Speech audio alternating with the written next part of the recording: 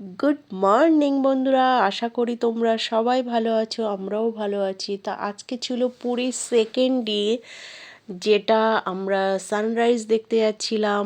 আমি বোনাই, ছেলে মেয়ে দুটো ঘুমাচ্ছিল, কারণ অনেকটাই সকাল ছিল, 6টা নাগাদ।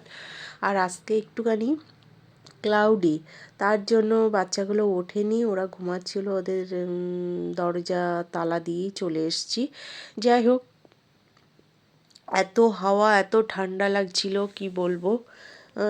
ভালোও লাগছিল। সূর্য ওঠেনি, দেখা যাক সূর্য দেখাতে পারি কি না তোমাদের। আর এখন বেশ অনেকটাই সকাল, তো দেখো অল্পই লোক আছে, কিন্তু খুবই ভালো লাগছিল, খুবই শান্তি লাগছিল। তোমাদের সঙ্গে শেয়ার করছি, যার জন্য এত একটা সুন্দর ভিডিও। তোমরা দেখতে থাকো, আশা করি তোমাদের ভালো লাগবে। আর আজকে আমরা এখান থেকে গিয়ে টিফিন করব, টিফিন করে তারপরে সাইট সিন করতে যাব।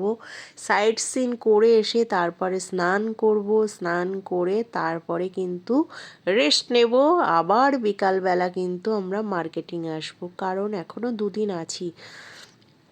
আজকে ছিল তোমার সানডে।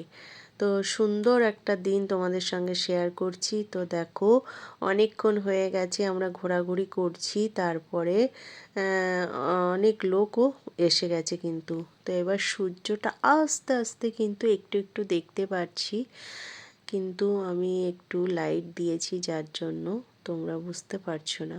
আর এই একটি কাকু, যিনি সমস্ত কিছু দেখো গয়না বিক্রি করে। গয়না বলতে এই যে মুক্তোর পুঁথির আর কি সমস্ত জিনিস, পাথর টাথরও বিক্রি করে। তা কাকুটার সঙ্গে অনেক সুন্দর সুন্দর গল্প করছিলাম, এবং আমরা কিছু কেনাকাটাও করেছি এনার কাছ থেকে। অনেক ভালো ভালো কথা বলছিল। ইনি হচ্ছে ভোরবেলা, মানে সারা রাত মাছ ধরতে যায়, ঠিক আছে, সমুদ্রে।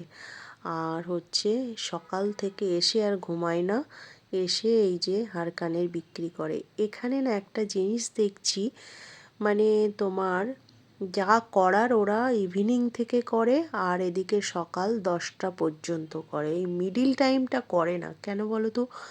প্রচণ্ড রৌদ্র এবং খাখা রৌদ্র এবং ভীষণ হাওয়া, যেটা কিছুই করতে পারা যায় না। সি সাইডের দিকে দেখো, এখানে সমস্ত তাঁবুগুলো কিন্তু আটকানো আছে, আর প্রচণ্ড বালি ওড়ে, যার জন্য কিছু করতে পারে না। আর এই সময় কে কেনাকাটা করবে বলো? এত রৌদ্র, এত ধূপ, সবাই স্নান করতে ব্যস্ত, ঘুরতে ব্যস্ত। যাই হোক, সব দেখে টেকে চলে এলাম, একটু টিফিন করছিলাম। আর আমাদের দেখো, এই যে টিফিনে সকালবেলা আমাদের যে রুমটা নিয়েছিল, এটা ছিল তোমার 3 তলা, এটা হচ্ছে 4 তলার উপরে।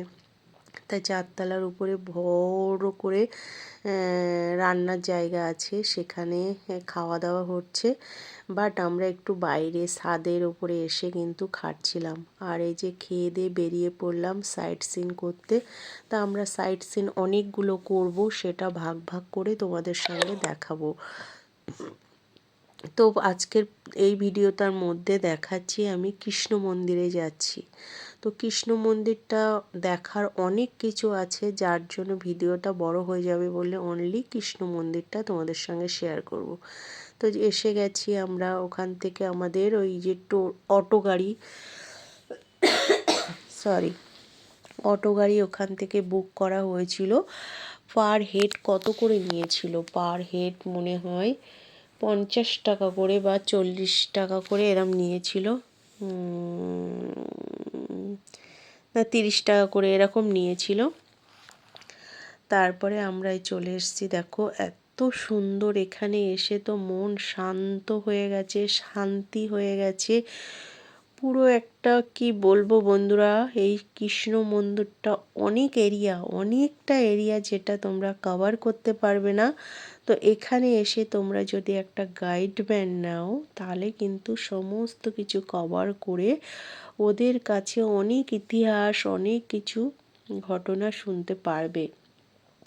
তো তো আমরা আর নেইনি, যেহেতু আমরা গাড়ি বুক করে এসেছি। ওরা বলেছে আধা ঘন্টার মধ্যে তোমরা কভার করে আসো, নাইলে কিন্তু আরও অনেক জায়গা, কোনো মাসির বাড়ি, পিসির বাড়ি, বৌদ্ধ মন্দির, অনেক কিছু যাওয়ার আছে, সেখানে যেতে হবে, নাইলে দেরি হয়ে যাবে। তারপরে আমরা আবার রুমে গিয়ে কিন্তু সমুদ্রে যাব স্নান করতে।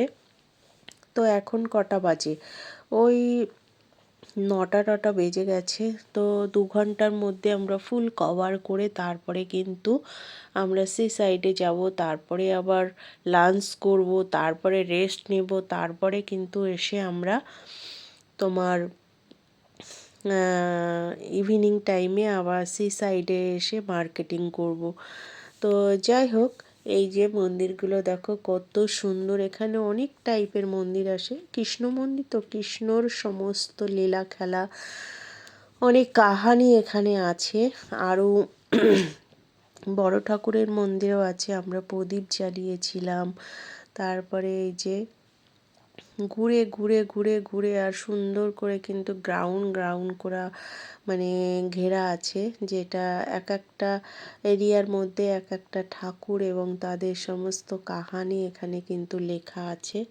আমার তো বেশ ভালো লেগেছিল, তোমাদের ও ভালো লাগবে। তোমরা যে যে যাবে যখন পুরীতে কৃষ্ণ মন্দিরটায় যাবে, দেখবে তোমাদেরও ভালো লাগবে। তো এখানে দেখো রাধা কৃষ্ণ দোল খাচ্ছে। কৃষ্ণর তো বিভিন্ন টাইপের বিভিন্ন লীলা খেলা দিয়ে এখানে কারুকার্য করা আছে, যেটা না দেখলে তোমরা বুঝতে পারবে না।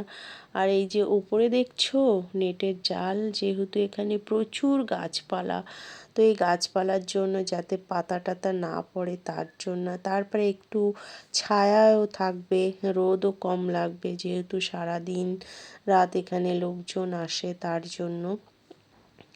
আর এই দেখো কৃষ্ণ ঠাকুরের কত সুন্দর করে এখানে ফুল দিয়ে সাজিয়ে একটা মানে মঞ্চ করা আছে। আর এই মঞ্চর ভিতরে এত সুন্দর করে লেখা আছে সমস্ত কিছু, যেটা তোমরা এসে যখন দেখবে, এই যে দেখছো উপরে সমস্ত কাহানি করে লেখা আছে। এই জিনিসটা আমি তোমার মায়াপুরেও গেছিলাম, নবদ্বীপ, সেখানেও কিন্তু দেখেছিলাম রাধাকৃষ্ণ সমস্ত কিছু মানে লীলা খেলার সব।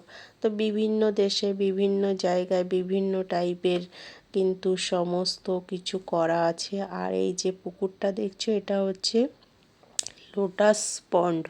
তো এই লোটাস পন্ড যেহেতু এখন গরমকাল, তো এখন বেশি একটা নেই, যেটুকু জল আছে ওইটুকু জলের মধ্যেই দেখছিলাম কয়েকটা গাছ, আর সব শুকিয়ে গেছে। আর এটা হচ্ছে পঞ্চনাগ, হনুমানজি আর হচ্ছে পঞ্চনাগ মা, দুজনেই বসে আছে। তো দেখো ওর ভিতরেও সুন্দর সুন্দর গাছ, আর গাছ দিয়ে এত সুন্দর কারুকার্য করেছে। আর এখানে কি গাছ নেই, লিচু গাছ, আম গাছ। দেখো জলের মধ্যে কি সুন্দর করে নৌকা করে কৃষ্ণের আর সমস্ত লীলা খেলা করে রেখেছে, বেশ ভালোই লাগছে। আর একটা শিবলিঙ্গ দেখো, যেটা বিশাল বড় বিশাল বড়। এখন একটু রুক্ষ দেখছো এই কারণ গরমটা পড়ে গেছে হুট করে। আর যেহেতু এটা বালির দেশ, একটু ড্রাইনেসটা বেশি, যার জন্য কিন্তু একটু রুক্ষ লাগছে। কিন্তু এরপরে আরও বাজে একটা অবস্থা হয়ে যাবে, তবু এরা সুন্দর করে সব কিছু সাজিয়ে রেখেছে। আর এই হচ্ছে বুদ্ধদেব। তো সুন্দর দেখো, অনেকটা ওপরে, তো আমি ঠিকঠাক কভার করতে পারিনি। তো টাটা, ভিডিওটা ভালো লাগে।